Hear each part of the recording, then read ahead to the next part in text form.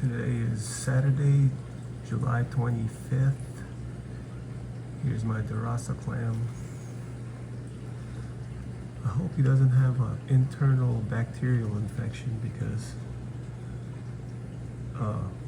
the left side of his body, from my point of view, looks like it's swollen, and he continually lets out long brown strings from the exhalant siphon, which is the little tube on top.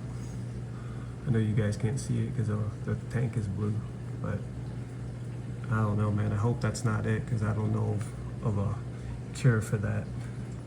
Because yeah, look at this side here. See, there's a big gap right there. But then when you go to this side, that big white area, it looks swollen.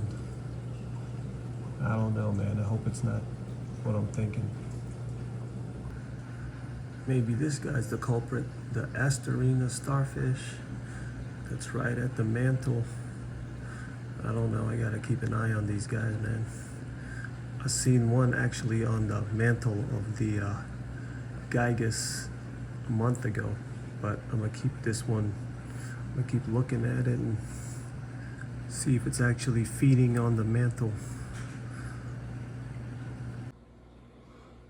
Nitrate is 3.9. I gotta bump it up some more. Alkalinity is 169 ppm. In DKH, that's 9.46. All right, I finally got my phosphate up. I was feeding more.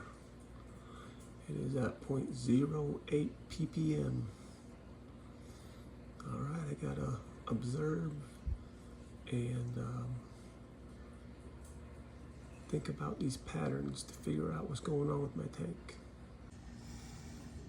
I went to Aquatic Reef Design, a beautiful reef aquarium store in Ocala, to get my water tested for my 150-gallon reef tank.